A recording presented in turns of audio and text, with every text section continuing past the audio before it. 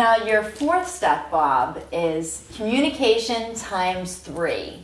So, of course, if your CEO has developed this fabulous employee engagement program, but no one knows about it, how can anyone institute it? So what are some of the ways that the communication from the top down or across departments can work to institute employee engagement? Yeah, I'm a firm believer in a firm needing to establish what I call their communication protocol. Mm-hmm.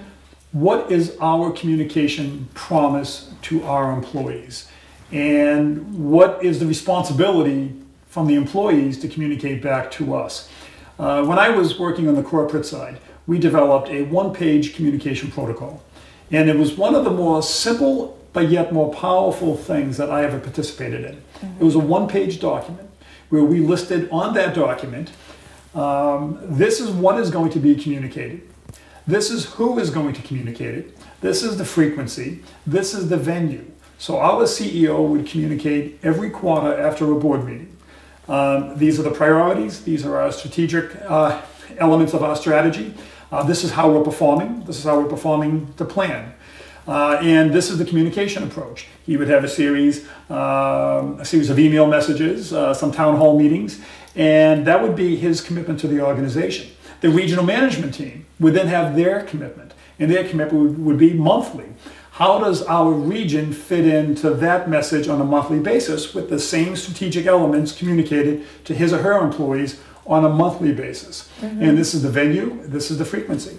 Then the office managers would then have a responsibility to communicate bi-weekly to his or her employees. And this is the frequency, and this is the venue of communication. And it was mapped out simply in one page. And it was our promise to our employees. Now, the employees had a responsibility. Okay. Because down at that department level, now those meetings that would take place weekly were not static meetings, they were dynamic meetings. So that the cascading message down from the CEO to the regional management team, to the office leadership team, down to the department manager.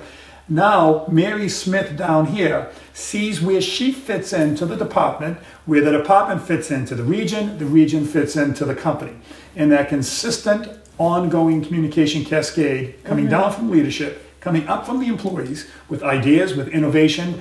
And once you communicate it to all your employees, and you give it to your new hires when they join, and you post it on all conference room walls, and you do employee engagement surveys, and you ask your employees, are we living up to our communication promise? That's how you drive a level of accountability with line managers, and that's how you build communication alignment from the top down to the bottom. Well, that makes a lot of sense, Bob, and that's very helpful for HR professionals and managers to listen to that example of the one-page document where it says who's communicating what to whom and how often.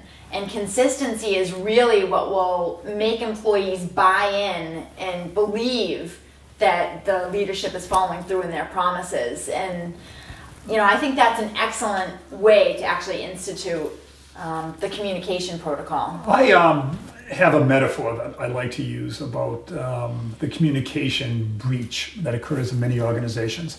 And it's a metaphor that I connect with a road race that I was in many years ago.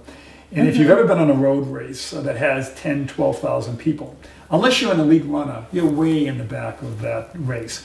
And you only hear about the start of the race. It's sort of a rumor that the race has started. And eventually you are crossing the starting line 15 minutes after the elite runners cross the starting line. Okay?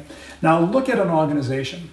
When a new policy decision, a new merger is announced, a new product is launched, the leadership team has had time to debate it, to challenge it, to sleep on it, to weigh alternatives. Perhaps these discussions were taking place for weeks and for months. By the time they announce it to their employees are hearing it for the first time. And where the organizational disconnect occurs, the employees coming across that communication starting line when the leadership team is well beyond. Exactly. And they have to understand that the average employee needs to hear something 13 times before it sticks. So, how many leaders do we hear? Well, we told them, why aren't they on board? it is really that organizational disconnect. So leaders need to understand their need, their communication responsibility to communicate often, frequently to their employees, and make sure that their leadership team is also communicating often, frequently to their employees. And somewhere that has to be a venue in which the employees can ask questions so that they can have a better appreciation why this decision was announced.